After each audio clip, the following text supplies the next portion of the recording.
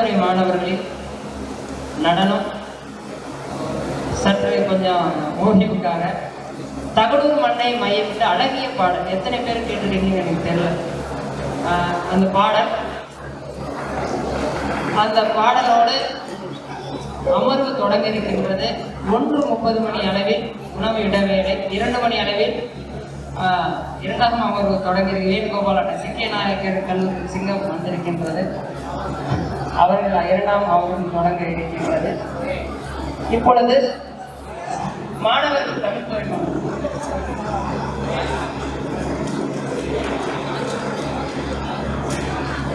ஆய்வாளர்கள் பொறுத்தருக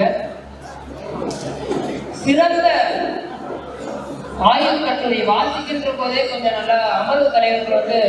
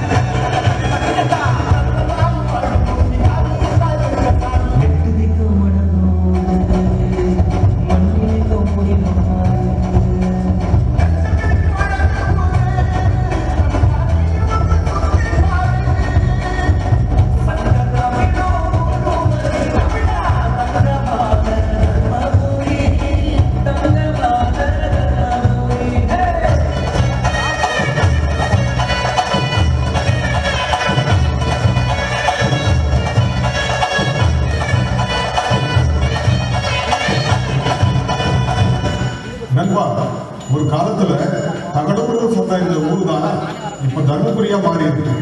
இது தெரியுமா? நண்பா, இது தெரியாதா? இதுக்கு மேல பல விஷயங்கள் சொல்ற பாரு இந்த ஊரை பத்தி. சொல்லு நண்பா, கேட்போம்.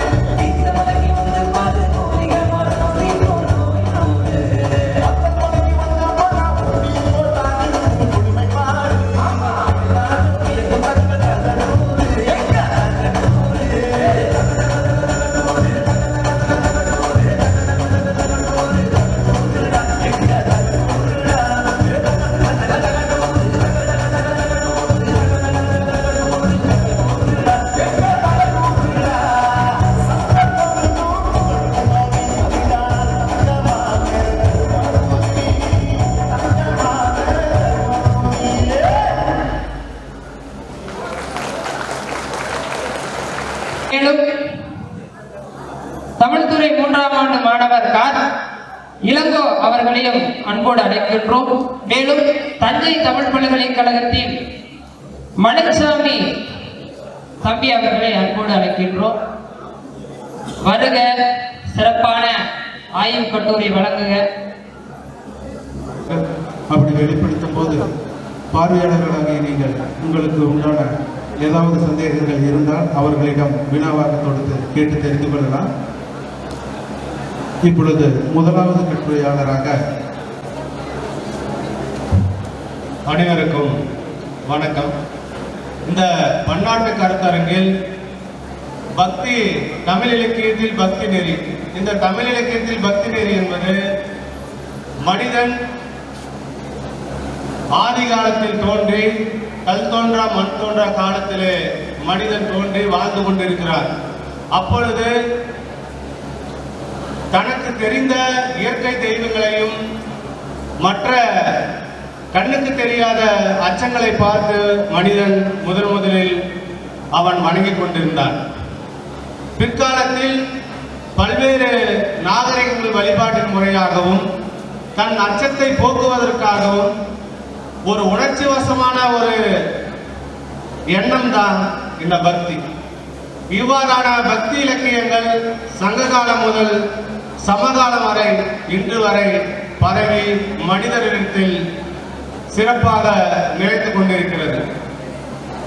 உலகில் பல்வேறு மக்கள் பல்வேறு மொழிகள் என்று பல்வேறு விதமாக வாழ்ந்து கொண்டிருக்கிற காலகட்டத்தில் நம் தமிழ் மக்கள் மட்டும்தான் மண்ணோடும் மொழியோடும் பக்தியோடும் 2000 ஆண்டுகள் கடந்தும் வாழ்ந்து கொண்டிருக்கிறோம் என்பது நம்ம பெருமையான ஒரு வரலாறு. அதே போல இந்த ஆய்வு கட்டுரையில் சங்க இலக்கியங்கள் தமிழ் மொழிகளில் ஒட்டுமொத்தமான பக்தி நெறியை பற்றி நான் கூற விளைகிறேன். முதலில் நாம் பார்ப்பது சிவன் வழிபாடு. இப்ப இந்த சிவன் வழிபாடு என்பது பெருந்தெய்வங்களாக ஒன்று. இவரை பற்றி பல்வேறு இலக்கியங்களிலும் சங்கங்களிலும் பல்வேறு பாடல்கள் மூலமாக சைவ திருமுறைகளிலும் காணப்படுகிறது. அவ்வாறு காணப்படும் போது பல்வேறு ஆதாரங்களும் நம்மளுக்கு இலக்கியத்தில் உண்டு. அவ்வாறு முதல் இலக்கியத்தில் நாம் பார்க்க போவது அன்பே சிவம். நம்மளுடைய பக்தியின் முதல் தலைப்பே அன்பே சிவம். அப்ப சிவனை நீங்கள் வணங்க வேண்டும் என்றால் அன்பு. இந்த உலகத்தில் ஒருவர் மீது எந்த ஒரு கெட்ட எண்ணத்தோடையோ அல்லது மற்றவர்களுடைய எதிர்பார்ப்போடு இல்லாமல் பழகக்கூடிய இந்த நெறிமுறை தான் அன்பே சிவம்.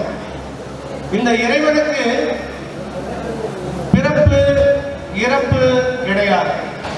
அதே போல 5 பூதங்களாக இருப்பவர். முதல்ல சிவபெருமான் நமக்கு முப்புரங்களை எரித்தவன் என்று சொல்லப்படுகிறார். அப்படி சொல்லும் பொழுது வேதமா கூன் வைத்த தேர் ஊந்து நாகம் நாண மலைவில்லாத மூவகை ஆரையில் ஓர் அழல் அம்பின் மொழிய மாதிரம் அழல் எய்தும் அமரர் வேள்வி பாகம் உண்ட பைங்கள் பார்ப்பன் அப்படி என்று பரிபாடலில் அவருடைய 3 கண்களை உடையவன் 3 புறங்களை எரித்தவன் என்று சொல்லப்படுகிறது. என்னென்ன அந்த 3 புறங்கள் என்றால், சிவபெருமான் தேரிலே சென்று இமயமலையை வில்லாகவும் வாசுகி என்னும் பாம்பினை கயிறாகவும் வெள்ளி பொன் இரும்பு போன்ற 3 வகையாக அந்த முப்புறங்களை எரித்து மதுரைகளை அழித்தார் என்ற செய்தியை நாம் காண்கிறோம். அதே மாதிரி இறைவன் இந்த சிவபெருமானை பொறுத்த வரைக்கும் தமிழ் இலக்கியத்தில் இமயமலையிலே வாழ்கிறான். ஆனால் தென்னாட்டுடைய சிவனே எந்நாட்டுக்குரிய இறைவா போற்றி என்று சொல்கிறோம். அதே போல இமயமலையில் தான் இறைவன் இருக்கிறான் என்பதற்கு 10:10 கடவுள் நிலைய கல் ஓங்கும் நெடுவரை. நெடுவரைனா மலை, அவ்வாறாக கல் ஓங்கும் நெடுவரை என்று கூறுகிறது. அதே போல நான்மறை முதுநூல் முக்கட் செல்வன் ஆலமுற்றம் கவின்பெறதை இயல் அப்படி என்று நமக்கு 3 கண்களை உடையவன் என்று அகநானூறு கூறுகிறது. அதே போல இந்த சிவன் எப்படியாப்பட்டவன் என்று இந்த இலக்கியங்கள் கூறுகிறது என்றால், உயர்ந்த வாழையுடைய மரவன், அதே போல ஆணேற்றினை கொடியாக கொண்டவன், தீயை ஒத்து காணப்படுபவன், விலங்குதற்கரிய மழுப்படையை உடையவன். இவ்வாறு சிவபெருமான் மழுப்படைய உடையவன், வேல்படைய உடையவன், சடைமுடியை போன்ற தீயை ஒத்த காணப்படுகிறான். அதுதான் ஏற்று வளவன் உயரிய எரி மருள் அவிர் சடை மாட்டு அருங்கும் கணிச்சி மணிமிடற்றோனே அப்படி என்று புறநானூறு கூறுகிறது. என்ற பாடலடிகள் மூலம் மக்கள் சிவனை இன்று வரை போற்றி வணங்கி வருகிறான் என்பது நமக்கு இலக்கியங்கள் ஆதாரங்களாக காட்டுகிறது. மேலும் திருமால் அடுத்த பெருந்தெய்வ வழிபாடு ஆகிய 10 அவதாரமாக எடுத்தார். அப்படி என்று கூர்ம, மச்ச, சிம்ம அவதாரங்கள் ராம, பாலராமன் என்று சொல்லப்படுகின்ற கடைசியில கலி அவதாரம் என்று கல்கி அவதாரம் என்று சொல்லப்படுகின்ற 10 அவதாரங்களில் இந்த மாயோன் என்று சொல்லப்படுகின்ற திருமாலை சொல்கிறார். அதனால்தான் தொல்காப்பியத்தில் முதலில் சொல்லப்படுகிறது மாயோன் மேய காடுரை உலகம், பேயோன் மேய மையவரை உலகம், இந்திரன் மேய தீப்புணர் உலகம், வருணன் மேய பெருமணர் உலகம் என்று தொல்காப்பியர் அன்றைய காலத்தில் 2000 ஆண்டுக்கு முன்பே இந்த திருமாலை பற்றியும் அவருடைய வழிபாட்டு முறை பற்றி கூறியுள்ளார். அதனால்தான் தொல்காப்பியர் தன்னுடைய அகமுள்ள மாயோன் மேய காடுரை உலகம் என்று சொல்லுது. அதே போல சிலப்பதிகாரத்தில் பாருங்க, ஆட்சியர் குறவை எல்லை நில மகளிர் மாயோனை போற்றி பரவியது என்று இறைவனை போற்றி அந்த ஆட்சியர் குறவையில திருமாலை போற்றி இறைவன் பெண்கள் வழிபட்டார்கள் என்ற தகவலும் நாம் அறிகிறோம். திருமாலை வேற என்ன பெயர்கள் எல்லாம் அழைக்கலாம். திருமாலை வண்ணம் விண்ணவன், நெடியோ, அரி, நெடுமுடி, அண்ணல் முதலிய பெயர்களில் அழைக்கலாம். இந்த திருமாலை வன்புணல் தொழுகைவார் மணல் அகன்துறை அண்டவர் மகளிர் தன் தலை முடிய மரம் செலவிடித்த மாள் போல என்று அகநானூறு கூறுகிறது. அதே போல சிலப்பதிகாரத்திலும் இந்த திருமாலை மாயோர், கரியவன், கடல்வண்ணன், மாயவன், மணிவண்ணன் என்று பல்வேறு அவருடைய நிறத்தை ஒற்றி அவருடைய பெயரால் நாம் தமிழர்களும் தமிழ் மக்களும் அவரை வழிபாடு செய்து வந்திருக்கிறார் என்பதை இந்த தமிழ் மக்கள் மூலமாக அறிகிறோம். அதே போல சிலம்பில் நாடுகான் கதையில மணிவண்ணன் கோட்டம் என்று ஆட்சியர் குழுவிலும் மாயோனை போற்றி புகழ்ந்தவையும் மாயோன் பாணியும் என்று சிலம்பு கடலாடு காதையிலும் சொல்லப்படுகிறது. அதே போல கலித்தொகையில் திருமாறு மார்பன் போல திறன் சான்ற காரியும் மிக்க ஒளி தாழ் சடை தோறும் பிறைநுதல் என்று கலித்தொகையில் சொல்லப்படுகின்ற இறைவன் திருமால். இந்த திருமாலினுடைய அடுத்து அவருடைய ஒவ்வொரு இயல்பிலும் இந்த பரிபாடல் மிக அழகாக சொல்லப்படுகிறது. அதை திருமாலின் அவதாரமாக பல்வேறு பாடல்களில் இளவையினார் அழகாக சொல்லியிருக்கிறார். அந்த பாடல் வரி பாருங்க. மாலை செல்வா தோளா கோட்டா கொளம்புரி ஆடை வளம்புரி வண்ணா பரிதி வளவா பொருதிரல் மல்லா திருவின் கனவா பெருவிரல் மல்லா மாநிலம் ஈழா முதல் முறை அமையத்து நாம் வெள்ளத்து நடுவன் தோன்றி வாய்மொழி மண்ணோடு மலர்ந்த தாமரை பொகுத்து நின்ற நேமி நிழலே அப்படின்னு பரிபாடல் கூறுகிறது. என்ன என்றால் திருமாலின் பலதரமான பெயர்களில் தோன்றி கடுவன் இளவையினார் இந்த மாதிரி பாடல் நம்மளுடைய சங்க இலக்கியத்தில் காணப்படுகிறது. வளமான திருத்துழாய் மாலை அணிந்த செல்வன் இந்த திருமால் வெற்றி சங்கினை கையில் கொள்பவன் இந்த திருமால் வெண்ணிறமுடைய பட்டாடனை உடையவன் திருமால் வலம்புரி சங்கினை நிறத்தை ஒத்தவன் இந்த திருமால். அதே போல கதிரவனை போன்ற ஆழிப்படனை உடையவன் இந்த திருமால். போர் செய்வதில் வல்ல ஆற்றல் மிக்கோளன் திருமகளுக்கு கணவனே என்று இவருடைய வெற்றிக்குரிய வேந்தனே என்று வேதத்தை உரைக்கும் மகனாகிய இந்த திருமாலினுடைய வழிமுறை நம்மளுடைய வழிபாடலில் கடு இளமையினார் பாடியுள்ளார் என்பது பெருமைப்படக்கூடிய ஒரு தகவலாக உள்ளது. அடுத்த முருகர் வழிபாடு. தமிழர் கடவுளே நமக்கு இருப்பதே முருகன் தான். முருகன் என்றால் அழகு என்று பொருள். அவர் இல்லாத பாடல்கள் நம் தமிழில் இல்லை. முருக கடவுளை பற்றி நம் இலக்கியத்தில் சில செய்திகள் காணப்படுகிறது. முருகன் தொடக்க காலத்தில் இருந்து தமிழ் கடவுளாக வழிபட பெற்றவன். முருகன் வீரப்பண்பு மிக்க வீரனாக போற்றப்பட்டவன். சங்க இலக்கியங்களில் முருகனை சேயோன் மேய மையவரை உலகம் என்று தொல்காப்பியர் கூறுகின்றார். முருகன் மலைவாழ் மக்கள் போற்றி பெருந்தெய்வம் என்பதை நாம் குறிஞ்சி கிழவன் என்ற திருமுருகாட்டுப்படை பொருளில் இருந்து நாம் உணரலாம் என்பது குறிஞ்சி திணைப்பாட்டின் மூலம் சொல்லலாம். அதே போல இவருக்காக நிறைய கூத்துகளும் பாடல்களும் நாம் இயற்றிக் கொண்டிருக்கிறோம். அதில் வெறிக்கூத்து, குன்றக்குறவை இதெல்லாம் நம்ம ஆதி தமிழர்கள் இன்று வரையும் முருக பெருமானை வழிபட்டு கொண்டும் அவரை பற்றி பாடிக்கொண்டும் ஆடிக்கொண்டும் திரிந்து கொண்டிருக்கின்ற கலாச்சார பண்பாடு நம்ம முருக கடவுளுக்கு உண்டு. நெடுவேல் அகநானூறு சொல்லுகிறது. நெடுவேல் மார்பின் ஆரம் போல செவ்வாய் வானம் தீண்டி மீன் அருந்தும் பயிர்ந்தார் கொக்கினம் நிறை மறையும். அதாவது திருமாலின் நெற்றியில் இருக்கின்ற ஆரத்தை போன்று கொக்கானது வீணை தின்னுகின்ற கொக்கானது மேலே வானத்தில் பறந்தது. எப்படிப்பட்ட வானத்தில் பறந்தது அப்படி என்றால் செவ்வானத்தில் பறந்தது என்று கூறுகின்றார் அகனான் ஒன்று பாடல் ஒன்று.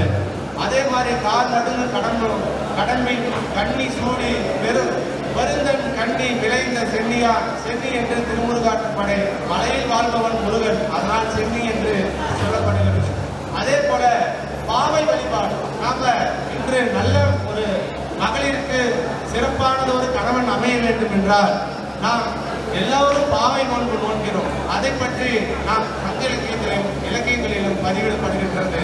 அதில் பாருங்க, பாவை வழிபாடு என்பது கைநீராடல் இளம் பெண்களால் நிகழ்ந்த பெரும் வழிபாடு ஆகும். மனமாகாத பெண்கள் மார்கழி முழுமதி நன்னாளில் தொடங்கி தை முழுமதி நாள் வரை காலை வரை நீராடி இந்த தை பாவை வழிபாட்டை மேற்கொள்கிறார்கள். அதைத்தான் தை நின்ற கண்கேல் கடைநாள் வண்டர் பாவை உள்பொறை கறி திருநுதல் மகளிர் குறவையாயிரம் என்று அகநானூறு கூறுகிறது. இவ்வாறு பாவை நோன்பு. அடுத்து நம்மளுக்கு இந்த பாவை சைவம் நாட்டிலும் பாடப்படுகிறது. அதே போல கொற்றவை வழிபாடு என்பது நம்ம சிலப்பதிகாரத்திலிருந்து நம்ம ஊர்ல மாரியம்மன் திருவிழா வரைக்கும் கொற்றவை வழிபாடு தான் இன்றும் காணப்படுகிறது. அதே போல ராமனை பற்றிய செய்திகளும் நமக்கு அகநானூரில் கூறப்படுகிறது. அதே போல திருமகள் என்பவள் திருமாலின் மனைவியாக அவரை பற்றியும் வழிபாட்டு முறையும் நமக்கு காணப்படுகிறது. அதுக்கடுத்து கடைசியாக முடிவுரையில் சங்ககால மக்கள் சமய சார்பற்ற தெய்வ வழிபாட்டினை கொண்டிருந்தனர். சங்ககாலம் உருவ வழிபாடுகள் விழாக்களும் நிகழ்ந்தது என்பதை இலக்கியங்கள் வழி அறியலாம். சிவ வழிபாடு, திருமால் வழிபாடு, முருகன் வழிபாடு இவற்றால் தமிழர்கள் செய்த தெய்வங்கள் வழிபாட்டு முறையை அறிகின்ற முடிகிறது. இறை நம்பிக்கை நமக்கு மன அமைதியும் ஆறுதல் ஞானத்தையும் பாதுகாப்பும் தரக்கூடியது. அறிவியலும் ஆன்மீகமும் ஒன்றிணைந்த தத்துவமே பக்தி நெறி. தன்னிலை மறந்து தன்னை தொலைத்து தியான நிலையில் ஞான நிலையை அடைவது பக்தி நெறி.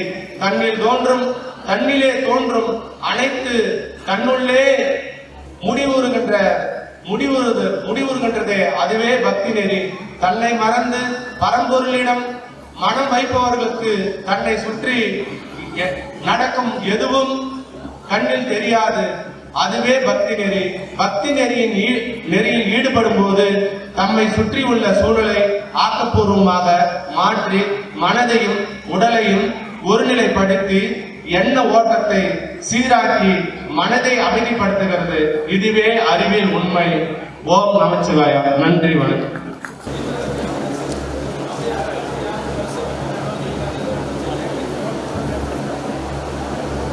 அனைவருக்கும் வணக்கம். ஏழ்கடல் வைப்பினும் தன்மனம் வீசி இசை கொண்டு வாழியவே எங்கள் தமிழ்மொழி என்றும் வாழியவே. என்னுடைய பெயர் மலர்விழி, முனைவர் பட்ட ஆய்வாளர், சாரதா மகளிர் கல்லூரி, தன்னாட்சி. என்னுடைய தலைப்பு வெய்யோன் புதினத்தில் கொற்றவை வழிபாடு. மனிதர்கள் அனைவரும் கூடி வாழ்ந்தால் கோடி நன்மை என்ற கருத்தின் அடிப்படையில் வாழ்க்கை வடிவமைத்துக் கொள்கிறார்கள். அதன் அடிப்படையிலேயே ஆன்மீகமானது வளப்படுத்தப்படுகின்றது. இதிகாச காலம் முதலே கொற்றவை வழிபாடு நடைபெற்றதை இலக்கியங்கள் புலப்படுத்துகின்றன. பிற இலக்கியங்களில் காணலாகும் கொற்றவை வழிபாடு குறித்த பதிவுகளை எடுத்துரைப்பதாகவும் வெய்யோன் புதினத்தில் கொற்றவை வழிபாட்டு முறையினை காட்சிப்படுத்துவதையும் ஆராய்வதே இக்கட்டுரையின் நோக்கமாகும். முதலில் கொற்றவை பொருள் என்ன அப்படின்றது சொல்லிடுறேன். கொற்றவை அப்படிங்கிறதுக்கு பொருள் அரசியல், கொற்றம், வழி, வெற்றி என்று பொருள். தமிழ் மொழி அகராதியில் கொற்றவை என்பதற்கு துர்க்கை, வெற்றி, காளி இந்த மாதிரி பொருள் சொல்லியிருக்காங்க. குறுமோடி நெடு நினமணலாய் குடைகணத்தி அப்படின்னு சொல்லி கணிகத்து பரணியில 505வது பாடல்ல சொல்லியிருக்காங்க. இதுக்கு பொருள் என்ன அப்படின்னா குறுகிய வடிவத்தை உடைய மொழி அப்படின்னு சொல்லியிருக்காங்க. நீண்ட வடிவத்தையே உடைய கொழுப்பு மாலையை அணிந்தவளே அப்படின்னு சொல்லியிருக்காங்க. கொற்றவை வீர செல்வி கொற்றவன் அரசன் ஆமே அப்படின்னு சிந்தாமணி நிகழ்வுல குறிப்பிட்டிருக்காங்க. இந்த வரிகள்ல கொற்றவை அப்படிங்கிறது காளிதேவியையும் கொற்றவன் அப்படிங்கிறது அரசனையும் குறிக்கிறது. தமிழ் இலக்கணத்திலையும் கொற்றவை பற்றி செய்திகள் சொல்லியிருக்காங்க. மரங்களை கூட்டிய குடிநிலை சிறந்த கொற்றவை நிலையும் அகத்தினை குழனே அப்படிங்கிறது தொல்காப்பிய ஊர்பாவளியும், ஒளியின் நீங்கா விரல்படையோ நலியின் நீங்கா அருள் உரைத்தன்று அப்படின்னு சொல்லி புறப்பொருள் வெண்பா மாலையில குறிப்பிட்டிருக்காங்க. கூடாரை புறம் காணும் கொற்றவை நிலை உரைத்தன்று புறப்பொருள் வெண்பா மாலையில சொல்லியிருக்காங்க. தமிழ் இலக்கியங்களிலும் கொற்றவை பற்றிய செய்திகள் இருக்கு.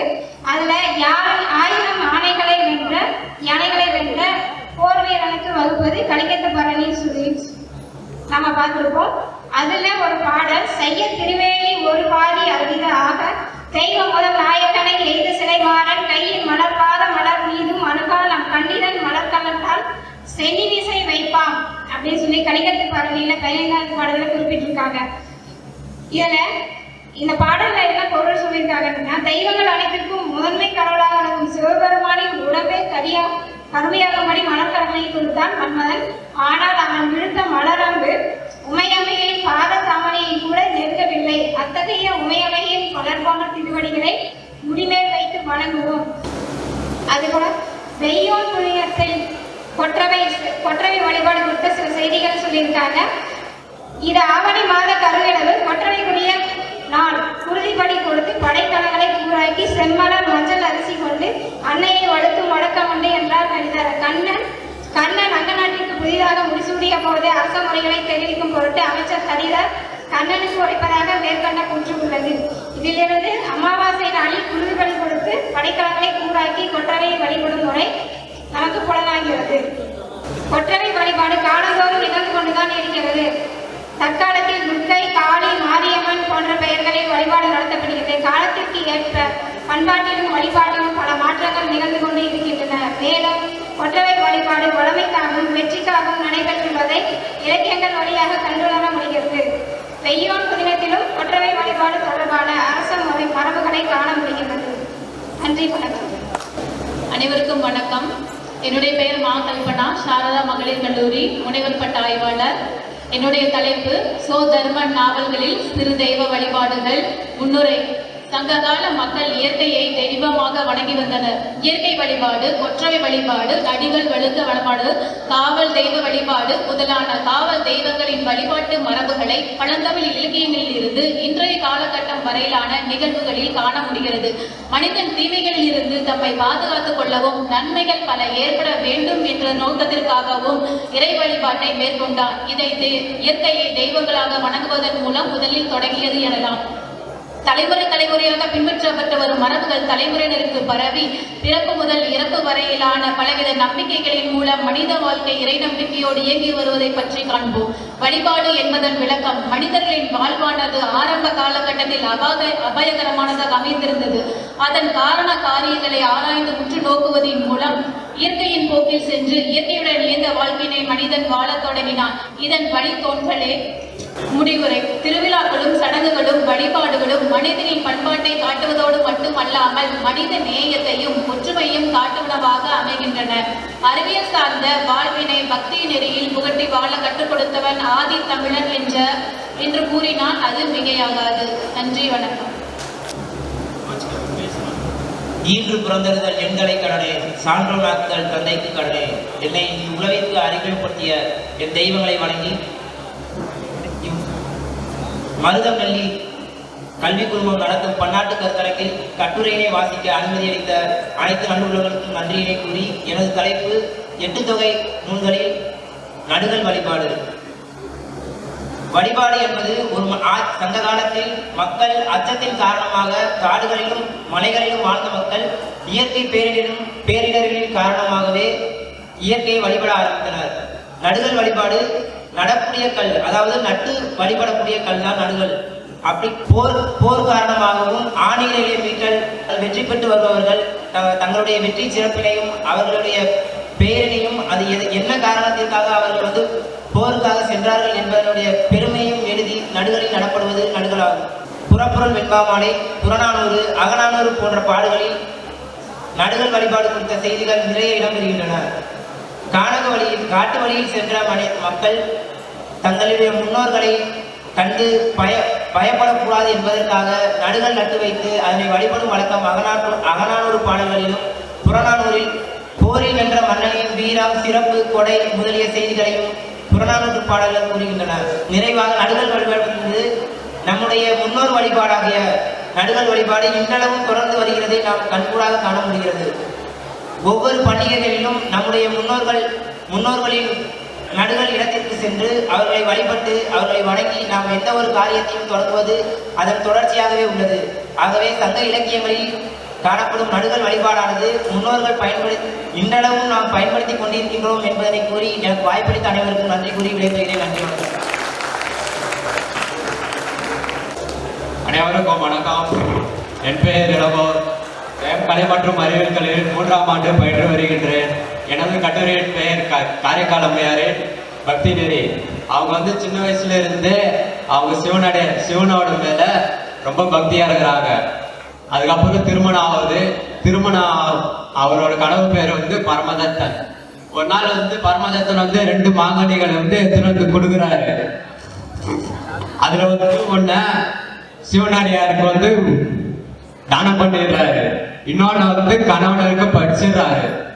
இப்ப என்ன பண்றாருன்னா பரமதத்தன் பழம் டேஸ்டா இருக்குது. இன்னொன்னு கேட்கிறாரு மனைவி கிட்ட. இப்ப காரைக்கால் அம்மாரி கிட்ட இல்ல. இப்ப உடனே சிவனை வணங்கிக்கின்னு ஒரு பழத்தை வாங்குறாங்க. அதை எடுத்துட்டு போயிட்டு கணவர்கிட்ட கொடுக்குறாங்க. அவரும் சாப்பிடுறாரு. அவர் சாப்பிட்ட உடனே கண்டுபிடிச்சிடுறாரு, இது நான் கொடுத்த பழம் இல்லையே, இது ரொம்ப டேஸ்டா இருக்குது அப்படின்றாரு. அப்போ காரைக்கால் அம்மையார் உண்மையை சொல்லிடுறாங்க, நான் இந்த மாதிரி கடவுள்கிட்ட இருந்து வாங்கினேன் அப்படின்னு.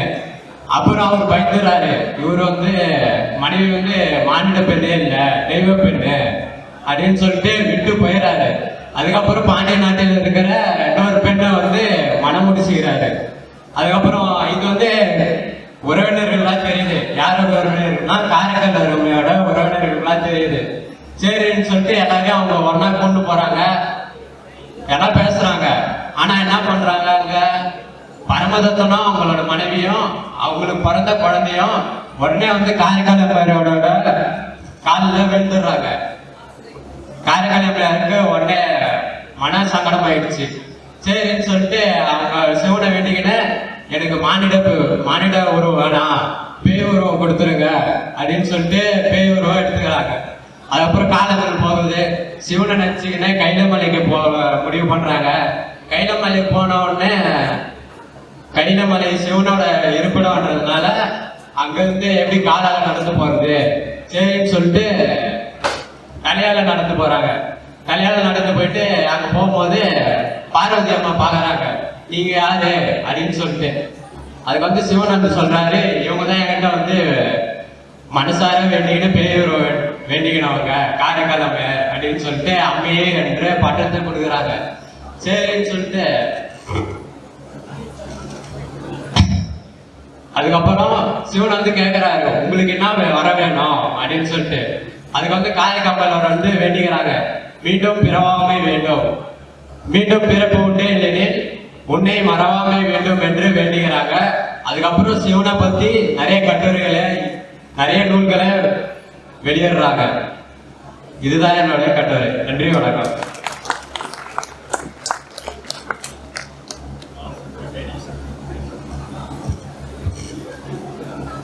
உலகம் யாவையும் தாமுலவாக்களும் நீங்களும் நிலைபெறுத்தலும் அழகிலா விளையாட்டுடையார் அவர் தலைவர் அன்னவர் கே சரணாங்களே. அவர் தலைவர் அன்னவர் கே சரணாங்களே. என்னுடைய பேர் டி. பிருத்திவிராஜ். தஞ்சையிலிருந்து தகவலூர் தேடி வந்த இந்த மண்ணின் மைந்தன் நான். இந்த மிக சிறந்த ஒரு பன்னாட்டு கருத்தரங்கினை ஏற்படுத்தியுள்ள இந்த கல்லூரி நிர்வாகத்திற்கு நன்றியும் வாழ்த்துக்களும். என்னுடைய தலைப்பு போதையின் தமிழில் பக்தி நெறி. பக்தி நெறி என்றால் என்ன? இதுவரை பேசினார்கள் பக்தி நெறி என்றால் என்ன அப்படின்னு ஒருத்தருமே பதிவு செய்யும்.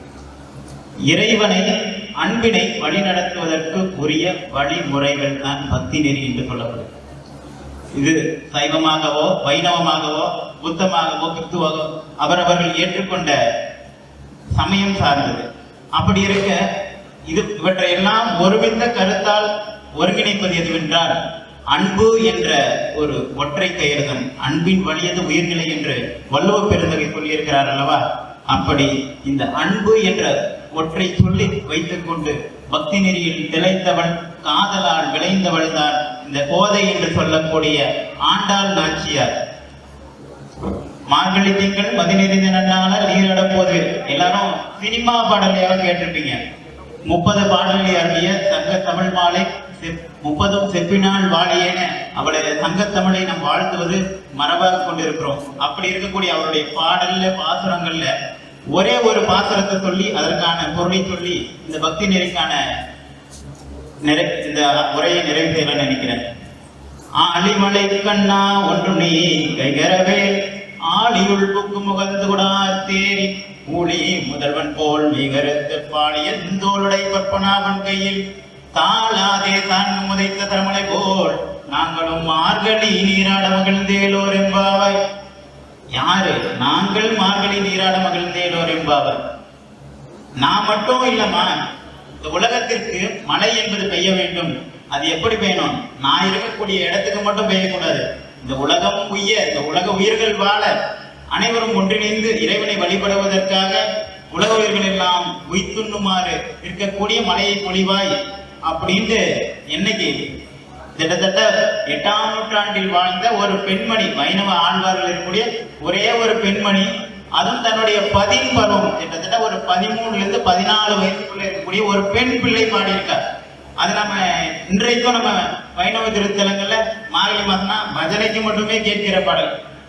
அன்று உலகம் வளர்ந்தாய் அடி போற்றி தென்றங்கு தென்னிலங்கை தென்றாய்கள் போற்றி ஒன்ற தடகம் உதைத்தாய் புகழ் போற்றி வென்று வகை எடுக்கும் என் கையில் வேல் போற்றி என்றென்று முன் சேவகமே திப்பறை வாழ்வான் இன்றையா மந்தோ இறங்கேலோர் என்பாவாய். இதோ பாட்டு ஐயரு கட்டு பொங்கல் கொடுப்பான்னு வாங்கி தட்டு வந்துடும். இது ஒவ்வொரு பாடல்களுக்குள்ள ஒளிந்திருக்கக்கூடிய பக்தி ரசங்களை, பக்தியினுடைய ஆழங்களை உணர்ந்து அந்த தமிழில் இருக்கக்கூடிய அந்த பக்தி உணர்வு உணர்ந்தோமான உயிர்களிடத்தில் எல்லாம் அன்பு இருக்கிறது என்பதை நாம் அனைவரும் உணர்ந்து அன்பின் வலியது இந்த உலகம் எல்லாம் இணைந்திருக்கும் என்று சொல்லி வாய்ப்பிற்கு நன்றி பாராட்டி விரைவுகிறேன். நன்றி, வணக்கம்.